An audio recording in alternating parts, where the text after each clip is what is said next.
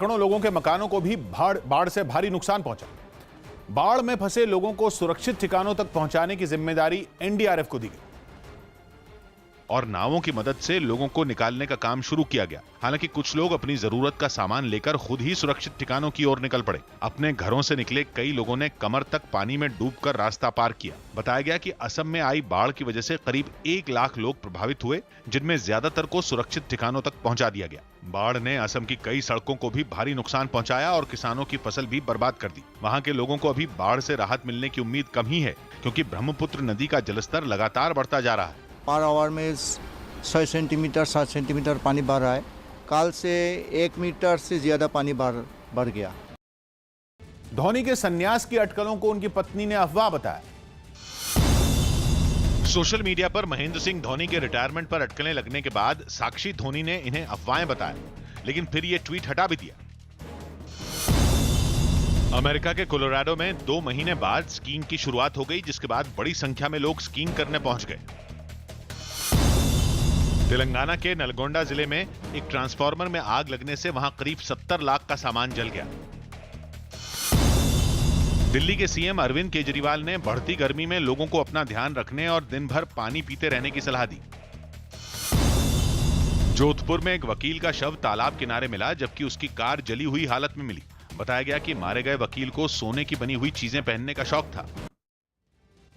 टिड्डियों का झुंड महाराष्ट्र और मध्य प्रदेश की सीमा में पहुंच गया है। टिड्डियों का झुंड महाराष्ट्र के भंडारा में पहुंच गया है, जिन्हें भगाने की गांव वालों ने कोशिश की, जिसके बाद कृषि विभाग को सतर्क कर दिया गया है। किसानों से कहा गया है कि कहीं भी अगर टिड्डियों के झुंड दिखाई दें तो फौरन कृषि विभाग को सूचना दें।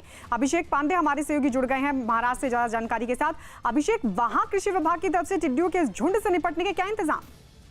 देखिए, परसों देर शाम जब टिड्डियों के झुंड का पता चला तो कृषि विभाग की टीम तुरंत वहां पहुंची और भंडारा में करीब 13,000 लीटर लिक्विड के जरिए और उसके अलावा दूसरे तमाम सारे किसानों के मदद से टिड्डियों को भगाया गया, और जिसमें करीब 50% टिड्डियों के मारे जाने का दावा कृषि विभाग ने किया है। फिलहाल टिड्डियां महाराष्ट्र और मध्य प्रदेश के बॉर्डर पर हैं। हालांकि 66,000 किसानों को सतर्क किया गया है एसएमएस के जरिए कि जैसे ही विदर्भ के जोन में, खासकर भंडारा, गोंदिया, चंद्रपुर, गढ़चिरौली, इन पूरे जोन में कहीं पे भी दिखाई पड़ते हैं तो तुरंत कृषि विभाग को सूचित करें। और कृषि विभाग ने सभी अपने आला अधिकारियों को इस बारे में सूचना दे दी है।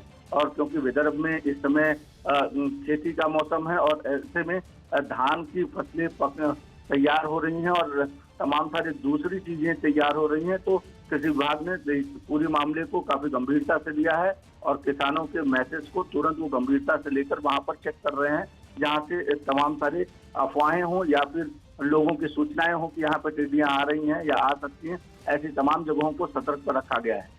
जी।